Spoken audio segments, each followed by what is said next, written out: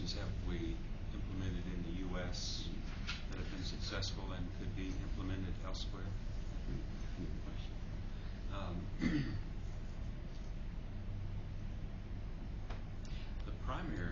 One of the primary innovations has probably been to implement a sophisticated data warehouse for cooperatives, where the cooperatives share the cost of this data warehouse. And the quality of the data warehouse would be Fortune 500 quality. You know, they were really trying to do something that's as sophisticated as our competitors.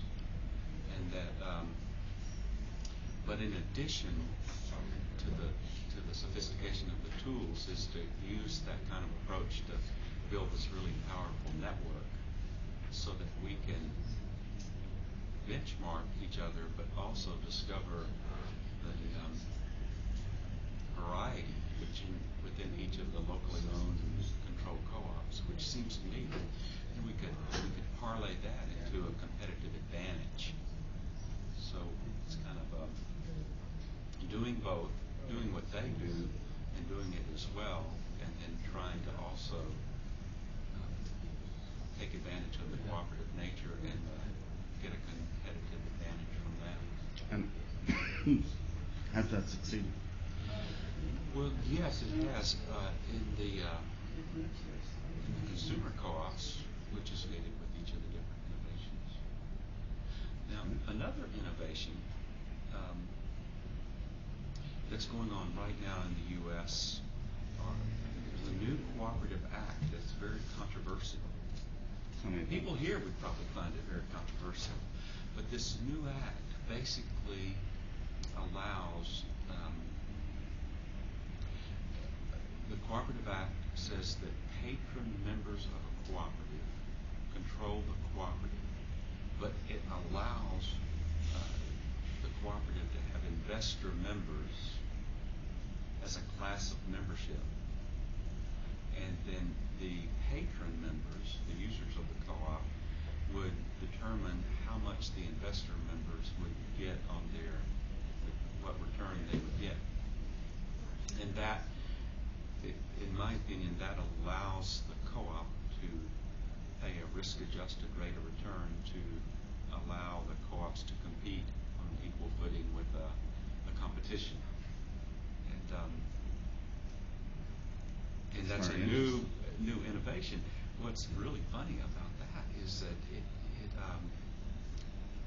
an unintended positive consequence is that that new cooperative act has some economic advantages over the limited liability company, which is how most new U.S. companies are formed these days.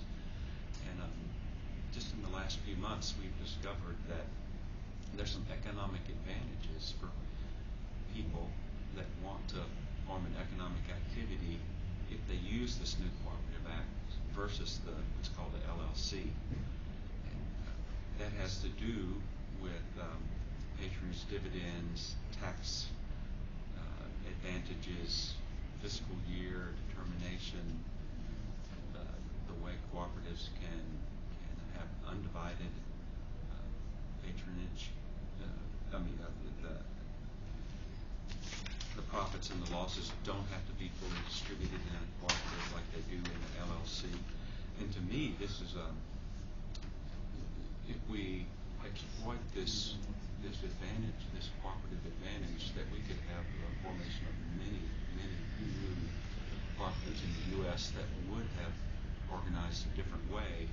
And once we do, to convert those organizers into people that really fall in love with the cooperative form of business, and it would have an economic and social impact that would be very beneficial. So I'm quite excited about that. One of these big LLCs just converted to a cooperative because of that, and that's how we discovered it. Even though there's fiscal opportunities, would those entities still have to subscribe to the cooperative principle? Correct. They do? They do, yeah. Right. Okay. Yeah. So it isn't just a vehicle for for higher returns, competitive returns with certain tax advantages. So, No, it's not. But Right. what I suspect, and this is kind of part of the argument that's kind of Right. interesting. I suspect that 1 in 10, or 1 in 100, or 2 in 100 will misuse the act, and it will be a violation of our principles. But if we eliminate that act, that will miss out on 75 new cooperatives that would totally embrace and be turned on to the cooperative movement. And I think it's a mistake to prevent the two and keep the 75 from forming in the first place. So I'm excited about that upside opportunity. But I like that. How would the Europeans and the others in the movement view that? Would they view those as compromise cooperatives? I don't know. Actually, I think some of the New Zealand cooperatives already have elements of that. I believe some of the European laws already have that kind of opportunity for risk-adjusted rate of return. Right. So I think it's